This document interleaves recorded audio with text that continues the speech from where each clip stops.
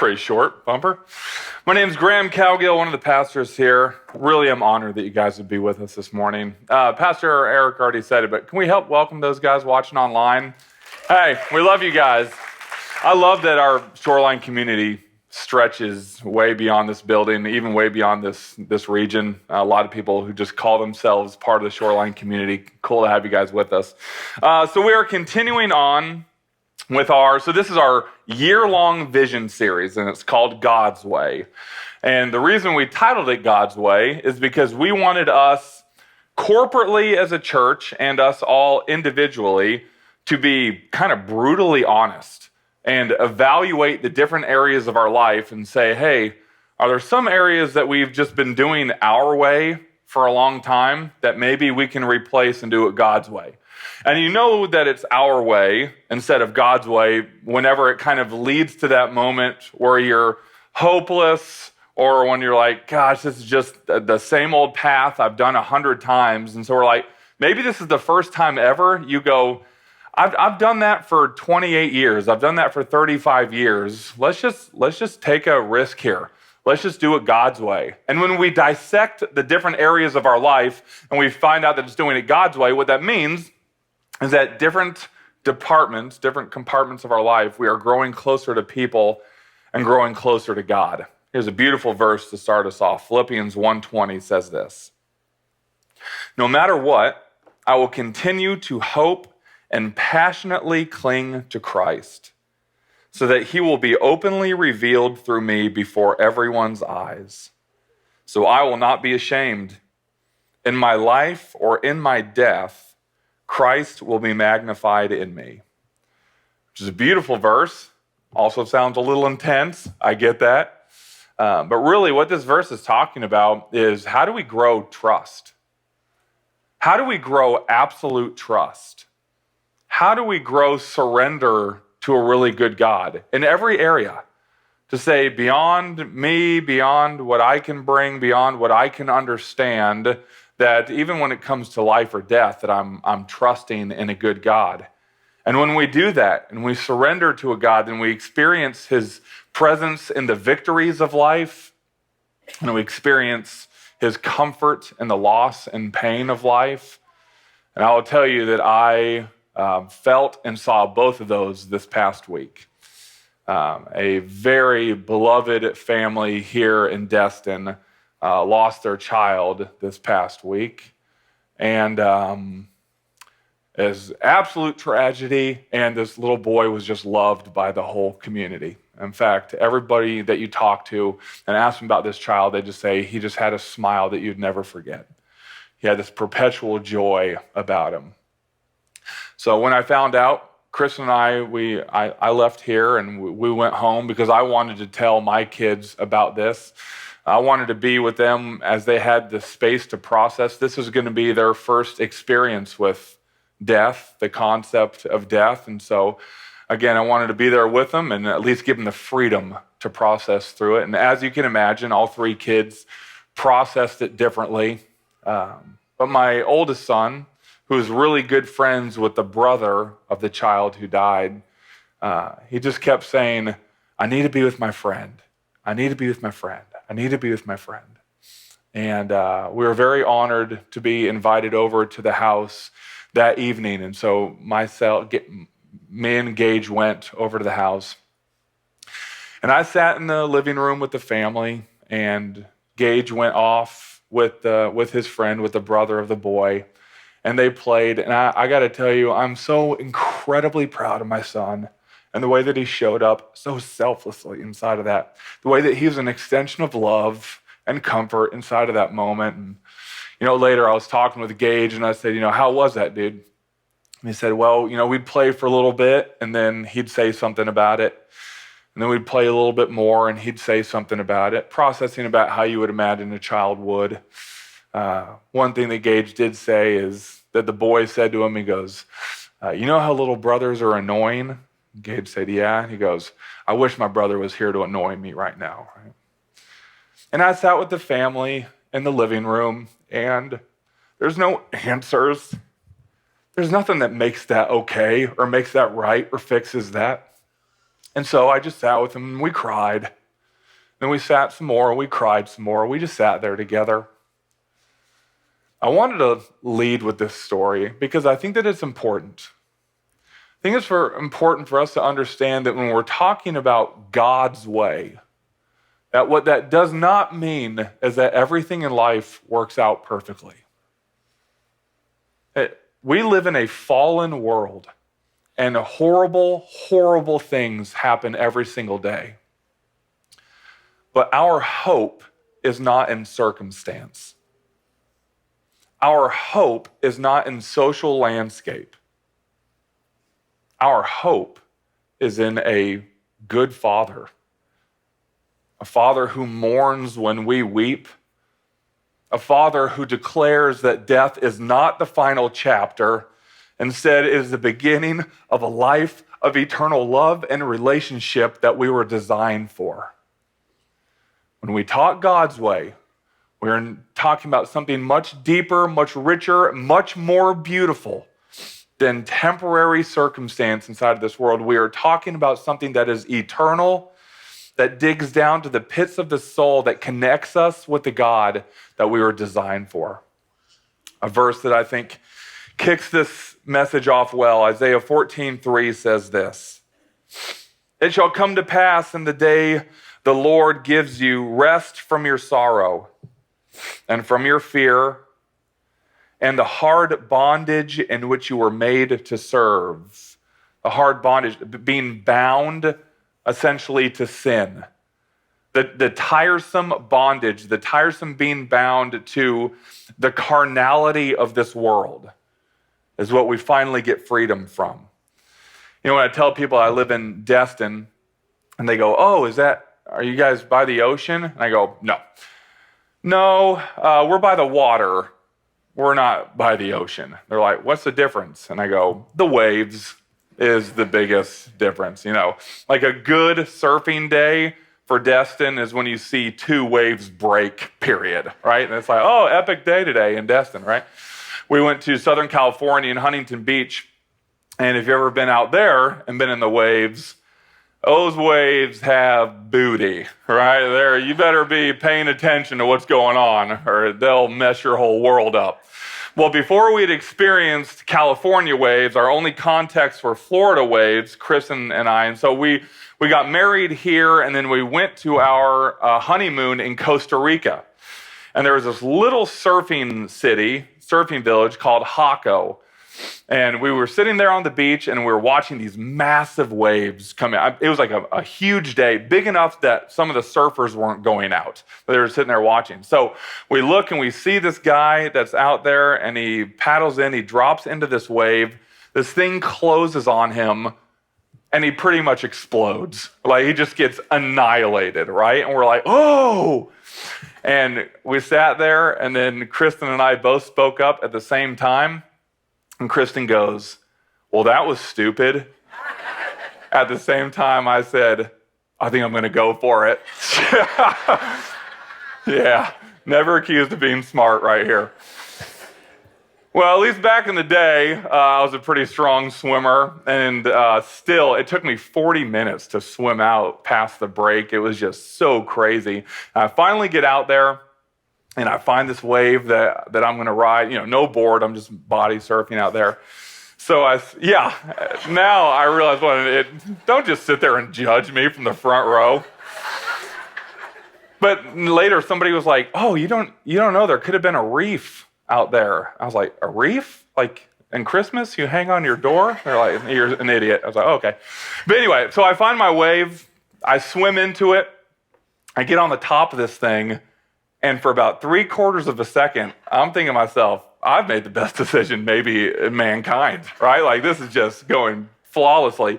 And then I go over the falls, and I hit, and I have never in my life experienced that feeling ever. I'm 6'8", I'm not tiny, and I was a rag doll in that. Has anybody ever experienced that? Okay, the only word is powerless, right? You're powerless. Instantly, my trunks were around my ankles. I don't even know how that happened. But I'm origami, right? I'm just flipped and folded. It's a total nightmare. Well, after what, I don't know, I would guess was probably an hour and a half under the water, my body's like, hey, you should probably try to breathe soon. Like, we need that. I was like, oh yeah, good point. So I was like, let me just swim out of this thing. Nope. If that thing has you under, you don't get to decide what happens, right? You are under its control. The only way you're getting out is essentially if it lets up. Otherwise, you are under the control of this wave. And that Isaiah verse, when it talks about bondage, when it talks about being bound to sin, being bound to the carnality of this world, that is really what that means. It means being under the power of something, right? Being under the power of something. And what started as a rush, what started as a thrill, what started as exciting, what started as flirtatious, what started as rebellious, what started as just kind of testing the boundaries, and it brought up that little excitement in you. All of a sudden, you blink twice, and it feels like you're under the power of this thing, and it's unrelenting. And you can't get out from under it, and you feel the weight of it. And just like I was in that wave, you feel powerless to the thing. Maybe that's you in here right now. Maybe you feel that, or maybe you have it sometime. I'll tell you what you actually feel. You start to feel panic, kind of like I did under the wave, because you go, I'm falling down the same patterns and temptations and urges that my dad did, that my granddad did, that my mom did, and I watched, them lose the battle to that, and I'm losing my life. I'm losing this wave is holding me in an environment that I cannot survive in. And you panic and you go, I've got to fight hard. I've got to get myself out of this thing. I cannot stay in this place, right? And you want to get up, but you can't. You feel like you can't get up. You feel the weight of it and it hurts, and you do anything to be out, but you can't get up. So this cycle, the cycle that we tend to get in, and again, maybe you're in it right now, is the cycle of, I got to try hard. I have to get out from under this thing. I'm losing my life to it. And then inevitably you screw up and you try hard, and you'll put a few good strokes towards the surface together, string a few good days, a few good weeks, a few good months together, and you go, okay, this is the time. And then again, you are pressed back down. You fall victim to the thing that you're powerless to. And then you talk to your spouse and you go, no, but this time's different. But I'm serious this time. This time I'm going to do it. This time I'm going to get out. You talk to your friends. You go, listen, I'm putting this in place. I'm going to beat it this time. This is the time that I'm really serious that I'm going to come out of it. Halloween, when I was younger, it's always kind of a brutal time for Graham. Graham was not good at Halloween. Anytime Graham gets in third person, it's not a good time in his life. When I was 7 years old, Mom, if you're watching online right now, I don't know how you allowed this to happen. In fact, if you're online, Rebecca Johnson is her name. Just shame her, please, in the comments. I went when I was 7 years old as a mummy, which just meant that I wrapped toilet paper all over myself. So by house 4, I was just a kid in his underwear dragging toilet paper behind him. It was a way different time back then. So not that different, actually.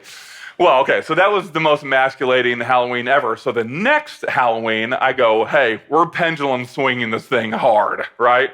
If we're going to Goldilocks this thing, let's see how hot we can get this porridge. And so my costume the next year, I'm not making this up, I was Super Graham. So I wore tights, I had a cape, and then I had a tinfoil G on my chest. And I was fired up on this thing. But I remember I went to the first house, knocked, and they go, oh, what are you? I go, I'm Super Graham. And they're like, who's Graham? I go, I'm Graham. And it was at that moment, even at 8 years old, that I remember thinking, This is the most narcissistic costume that has ever existed in the history. Like, I wish I was dragging toilet paper in my underwear right now. This is way worse. But the reason why I wanted to be Super Graham is because everybody wants to be a superhero, right? I wanted people to be like, oh, Graham, you're so strong, right? He'll save us. Super Graham will save us. But that is the American way. The American way is, hey, if you have enough resolve, you can save anything. If you have enough resolve, you can save your family.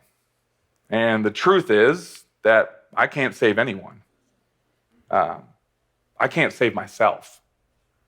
But I am tempted to. Every time I try, every time, I am tempted to save myself. I am tempted to be my own superhero. But listen, I can't get out from under the weight of sin any more than I could get out from under that wave. And we can put boundaries in our life, and boundaries are good. I'm all about boundaries. I think they're important, right? Do that. Put those in your life. Get the app. Reroute your drive home. Those are good things, but listen, if God's not in it, then the best that we can hope for is temporary relief.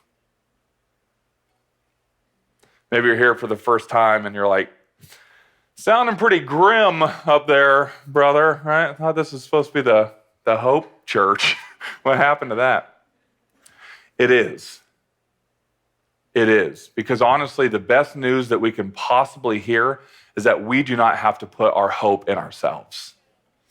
The best news that we can possibly hear is that our forgiveness, that our well-being, that our connection with God is not up to how well we do. When we talk about hope in here, we put our hope in the unchanging, unrelenting, perfect forgiveness and love of the person of Jesus. That's it. You're going to look to your left and to your right, and you will find somebody imperfect. That is the nature of humanity. Every person in the world has sinned. We have all screwed up. None of us can put our hope in ourselves. But here's what happens. Essentially what happens, maybe some of you guys have made this decision. You have surrendered your life. You have said, you know what? I've gotten to the end of me. I've done it our way. I've done it my way so many times, and I've found that it leads to heartbreak. It leads back to that same pattern. I've got to do something different. And you've gotten to a place where you have surrendered your life, and you said, I'm asking for Jesus' forgiveness to define me. Not what I do, good or bad. And in that moment, you are adopted into the family of God. And that's a great thing. That is a great thing. Your sins are as far from you as the east is from the west. They're not counted against you. That is now your identity. But what happens is after we make that surrender, then we feel, all right, now I got to pick up the mantle again. Well, now I got to take back control. Well, now it's up to me again, right? Thank you, Jesus, for saving me. Thank you for forgiving me. But now, if I'm in the sin cycle, it's up to me to rescue myself. But what saves us sustains us. And what sustains us sets us free. Victory over sin is the exact same as when we were forgiven and saved in the first place. We don't have to pick that back up. We don't have to take it back over. Your forgiveness, my forgiveness, is not 1% due to our own merit, our own determination, our own goodness. If it was, then we could say that we deserve it more than somebody else, and nobody can boast that. We are all imperfect. And if that's the case, that it's not due to our own merit or determination or goodness, then us saving ourselves in victory over sin is not up to our own merit either. Otherwise, we can boast that it's because of us, not because of the grace and forgiveness of God. What saves us sustains us. What sustains us sets us free. If it's up to us, if it's our power to get us out of that, then this is a self-help seminar. then we're worshiping moralism instead of the relentless, forgiving, loving person of Jesus. What saves us sustains us. What sustains us sets us free. By the way, that should be really, really good news. If anybody here is bummed from that, you misunderstood. That is really good news. That is not up to us. So Pastor Eric said that this week is Holy Week, and it's an emotional week anyway. This morning where we celebrate Palm Sunday when Jesus rode in on this donkey and people were celebrating his arrival and waving palm branches. He said to read the Gospels. So Matthew, Mark, Luke, and John are the first 4 books of the New Testament. And they are essentially eyewitness accounts of Jesus' time here on earth. And the coolest thing about reading through the different Gospels, because you go, I feel like I've read this before. You have, but the different personalities of the authors, they grab on to different details of the story. That is what I think is the coolest part of the gospel. Like, this really hit this guy, this not so much, but he really was, latched onto this part of the story. And so as we read the final week, you'll see in the different gospels that something different hit the different authors in different ways. And we have, in that time, in that final week, especially leading up to the last moments of Jesus' life, we have Pilate. And Pilate is this regional leader there in Rome.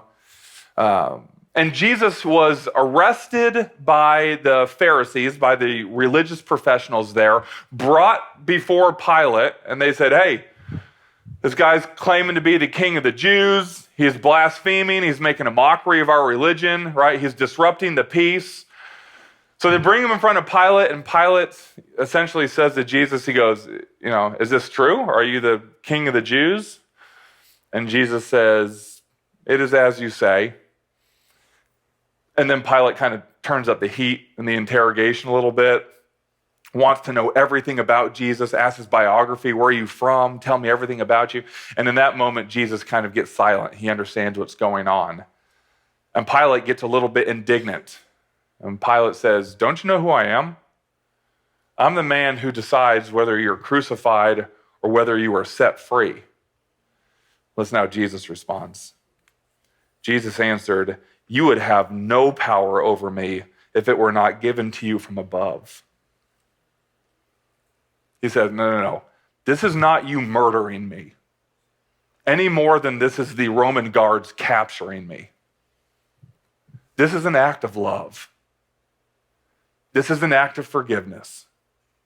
This is the final crushing death blow to the enemy from my willing sacrifice. The story goes on, and again, if you read it, it's a devastating story, of course, but there is a flow to the story, and then at one point, there's kind of a character in the story that almost feels like it's disrupting to the whole thing, almost feels like it's out of place, and the character's name is Barabbas. We don't know much about Barabbas. Not much is said. We know that he is known as a murderer, as a leader of this insurrection, as a leader of a rebellion. But really, that's all we really know. And Pilate, because it is a holy day that is tradition for him to release to the people, based on popular vote, one of the prisoners. That was the law that they had. And so in this moment, he goes, okay, I present to you either Jesus of Nazareth or we have Barabbas. And you can just imagine the stage and imagine Pilate in this moment knowing here's Jesus that with every breath he loved and served and healed and prayed for and cared for and sat with. And then you have this murderer, this thug, this rebel Barabbas. But Pilate says, I give it to you. I give it to the popular vote. Who do you want? And incited by the encouragement of the Pharisees, the different, again, religious professionals at the time, this murmuring of Barabbas starts. People look around. Barabbas, right? Barabbas. And then mob mentality takes over.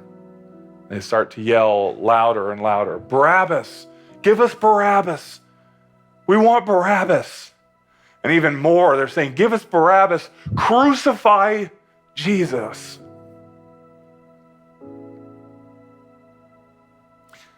So goes over, unlocks the chains there for Barabbas, and Barabbas kind of walks off, and you can almost see like, this is not a man with redeeming qualities. I'm sure that he goes back down the stage, he goes to his friends, his rebel friends there, his thug friends, and he's thinking to himself, the people love me. People love me, right? It's just the way it goes in his moment, thinking that he did that he freed himself. And we don't have a single record of him turning to Jesus and ever even understanding it, never acknowledging it. He never goes, hey, thank you, Jesus. I owe you everything. Thank you for my freedom. No, the people love me, and he walks off. You know, sometimes you read through scripture or you hear different Bible stories, and it feels like Moses, Noah, Peter, Paul, like these guys at least have some redeeming qualities. Are they perfect? Far from it. Is David perfect? Far from it. But it's almost like they at least kind of deserve to be saved in some regard. But here you have Barabbas with no redeeming qualities, walks off. The people love me. And Jesus doesn't say a word about it. He sits there in that moment, probably eyes closed, knowing the will of the Father, knowing what he was about to go do, knowing that God would have to treat Jesus like Barabbas so that he could treat Barabbas like Jesus. That he would become the sin of the world, sitting in that moment. Now, I read this story this past week, and maybe for the first time kind of hit me. You know, who is Barabbas? I thought, I am Barabbas. You are Barabbas. We are Barabbas. How many times in a day, in a week, in a month, in a year do we have freedom given to us because of what Jesus has done? Instead, we turn into our own thing, feeling like we have saved ourselves. The people love me. It is because of me, because of my effort, because of what I've done. And I think that if you ask Jesus on that day, why would you do that? Why would you give your life for Barabbas? He never even turned and thanked you. He never even acknowledged that you did that. I think that Jesus would say, I love Barabbas. I love him. I love Barabbas. I don't love him when he recognizes me. I don't love him because he does this. I don't love him because of what he offers. I love Barabbas. If you're in here and you've ever, maybe even right now, felt underneath the weight of that wave of sin, you just feel like you're caught in that cycle. If you're in the place where you've almost given up on yourself, if you're in a place where you've had a relationship crumble because of the ways that you've screwed things up, in that moment when you feel your lowest, you just want someone to look at you and say, I love you. Have you ever been bold enough to ask that? Do you even love me? To ask your spouse, do you love me? To ask your family member, do you love me? The reason why we invite on Easter is because we want people to know that this is not a room full of people that has it together. We are a room full of Barabbas. People who have gone our own way, who have turned our back on God, and still Jesus looks at you and says, it is your face, it is you for which I endured the cross. I was picturing you, and I wasn't picturing triumphant, you have your life together, you. I was picturing you in your worst pit, in your worst moment, in that time when you just said, I just need someone to say that I love you. Because I love Barabbas. I love you. Earlier, Pastor Eric was talking about the signs. And, I thought if today is Palm Sunday, where we We essentially celebrate that moment where they're waving these palm branches saying, "Here comes our king, here comes our king." Now, they didn't know what victory meant. They thought that victory meant the overthrow of the Roman Empire. They didn't realize that the victory was actually way better than that. The victory was over sin and over death of this life. But they celebrated the coming of their king unashamedly. I thought, this is kind of our palm branches, our signs, really. And don't you dare see this as a loyalty to a church. That is not what this is. This is not I'm Team Shoreline. That's not how this goes.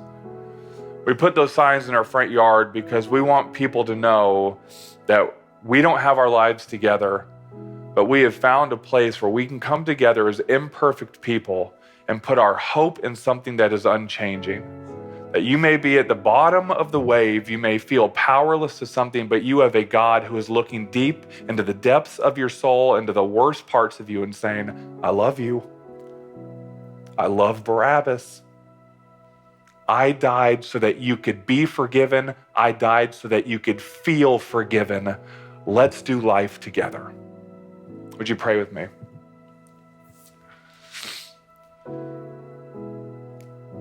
Yeah, Father, I'm sure in a room this size, you're just working in so many different ways. And some of us have felt under that wave for so long, and we've tried that sick cycle of saving ourselves. And no, we're really serious this time. I feel like you're speaking to those people today. Surrender that. You can't. You cannot. The only way is to surrender your life to a God who has complete victory over the weight. That you set us free. That this morning can be a morning of surrender, of accepting your forgiveness. For others of us, we have made that decision, but for some reason we've picked back up the weight and thought that we have to fight ourselves out. We have to be victorious over sin. And this is a reminder this morning, no, what saves us, sustains us, and what sustains us sets us free. And finally, to all of us who have something in our life that is despicable, that we're praying nobody asks about, that you are speaking to that part of us, the Barabbas part of us, and that this morning you're just whispering to your daughters, whispering to your sons, "I love you.